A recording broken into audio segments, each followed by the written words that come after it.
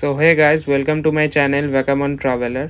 এটি আমার first travel blog, যেখানে আমরা গেছিলাম শান্তিনিকেতন মার্চ মাসে দোলের সময়, এবং আপনাদের সঙ্গে আমি সব কিছুই শেয়ার করব এই ভিডিওতে। আমরা গেছিলাম মালদা ইন্টারসিটি, যেটি ছাড়ে দুপুরবেলা হাওড়া থেকে আর পৌঁছায় সন্ধ্যেবেলা শান্তিনিকেতন বোলপুরে। সেখানে আমরা সেখান থেকে নিয়ে নিয়েছিলাম টোটো স্টেশনের সামনে। আপনারা দেখতে পাবেন একটি রেল মিউজিয়ামও আছে। তারপর আমরা সেদিনকে রাতে হোটেলে পৌঁছে খাওয়া দাওয়া করে বিশ্রাম নিই। তারপরের দিনটা আমাদের শুরু হয় বেডটি দিয়ে। তারপর আমরা রেডি হয়ে সেখানে বেরিয়ে পড়ি সাইট সিনের উদ্দেশ্যে। আর বেরিয়েই দেখি যে আমাদের সামনেই একজন বাউল সঙ্গীত গাইছেন। সেখানে দাঁড়িয়ে আমরা খানিকক্ষণ উপভোগ করি এবং খুবই আনন্দ পাই, এবং সেই পরিবেশের মধ্যে খুব শান্তিও থাকে। সেখানে আমরা দাঁড়িয়ে খানিকক্ষণ সেটি শুনে আমাদের খুবই ভালো লাগে, তাই আমরা আরও কিছুক্ষণ থেকে সেই জায়গাতে তারপর আমরা রওনা দিই বিশ্বভারতীর উদ্দেশ্যে। তারপরে আমরা পথে দেখি আমার কুঠির, এবং তারপরে আমরা দেখি ছাতিমতলা। তারপরে আমরা সেখান থেকে তিন পাহাড়ি বটগাছ দেখে আরও নানা রকম জায়গা দেখে সেখান থেকে আমরা আরও এগিয়ে যেতে থাকি। তারপর আমরা প্রবেশ করি রবীন্দ্র ভবনে, যেখানে এন্ট্রি ফিস পার হেড 70 টাকা করে, এবং আপনি যদি স্টুডেন্ট হন তাহলে আপনি আপনার কলেজ অথবা স্কুলের আইডি কার্ড দেখালে সেটি আপনার জন্য 20 টাকা হয়ে যাবে। তারপরে আমরা সেখান থেকে একটুখানি ঘুরে নিয়ে এগিয়ে যেতে থাকি ভেতর দিকে মিউজিয়াম দেখার জন্য। কিন্তু সেখানে ভিডিও করা অ্যালাউ না, তাই আমিও ভিডিও করতে পারিনি সেখানে। তারপরে আমরা বাইরে বেরিয়ে আরও কিছু ভিডিও করে ফটো তুলে সেখান থেকে আরও ভেতরে গিয়ে আর একটা মিউজিয়ামে প্রবেশ করি।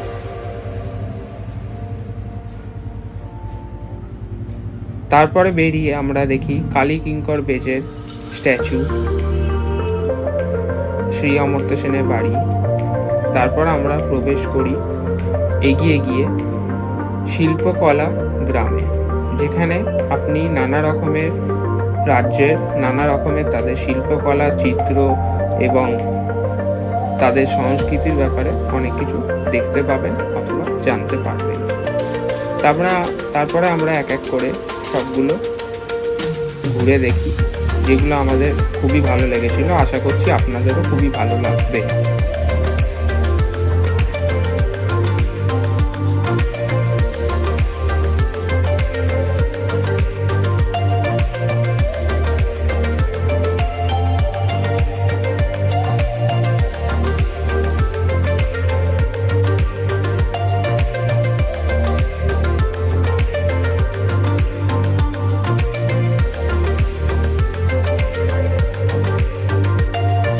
তারপর আমরা এখান থেকে বেরিয়ে দেখি সামনে আর একটি জায়গায় বাউল গান হচ্ছে।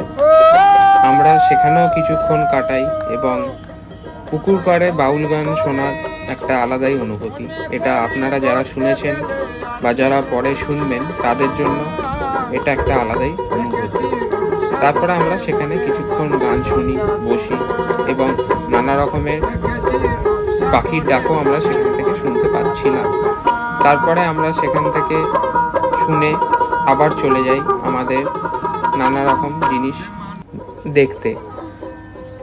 কিন্তু যাই বলি তাই কম, কারণ শান্তিনিকেতনের মতন এরকম শান্ত ও পরিবেশ ও নিলিবিলি জায়গা আর আপনি খুঁজে পাবেন না, কারণ এটি হচ্ছে ল্যান্ড অফ পিস, যেটি আমরা সবাই জানি। তারপরে আমরা সেখানে বেশ কিছুক্ষণ সময় কাটাই, একটু বসি পুকুর পাড়ে, যেখানে অনেক হাঁস চড়ে বেড়াচ্ছিল।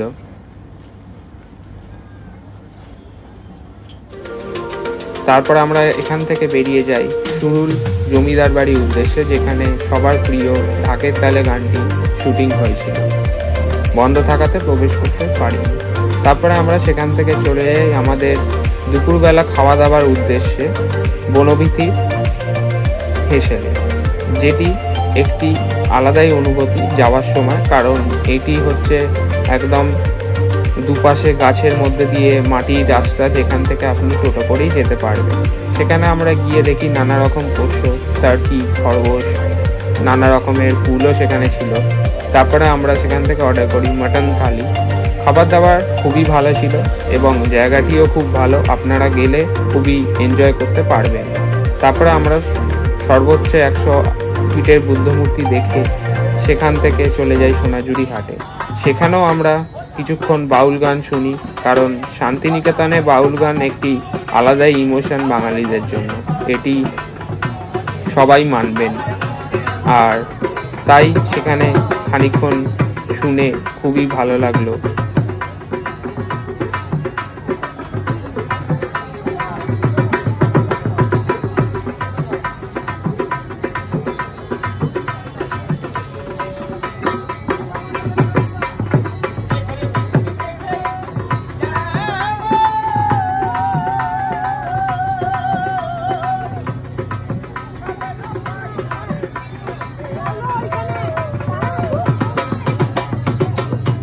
এবং সোনাঝুরি হাটের মধ্যেও কিন্তু অনেক রকমের রেস্টুরেন্ট ছিল দেখলাম।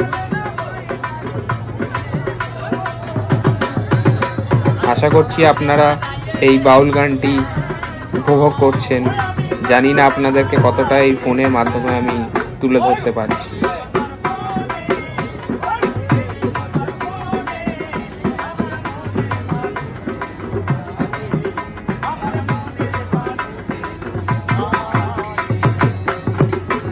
তারপর বিকাল হতে যাওয়াতে আমরা সেখান থেকে বেরিয়ে আসি একটু সামনের দিকে। সেখানেও আমরা দেখি একটি বিখ্যাত নাচ হচ্ছে, যেখানে অনেকে দাঁড়িয়ে দেখছে।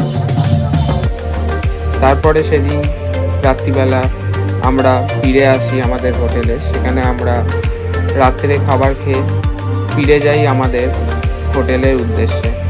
এবং এটি হচ্ছে আমাদের হোটেলের বাইরে আরেকটি হোটেল, যেখানে আমরা খেতে এসেছিলাম। তারপরে আমরা ফিরে যাই নিজেদের হোটেলে, হোটেল সেন্টার প্লাজা, খুবই ভালো হোটেল। আর পরের দিন যদি আপনারা এই পর্বটি কন্টিনিউ করতে চান তাহলে প্লিজ সাবস্ক্রাইব।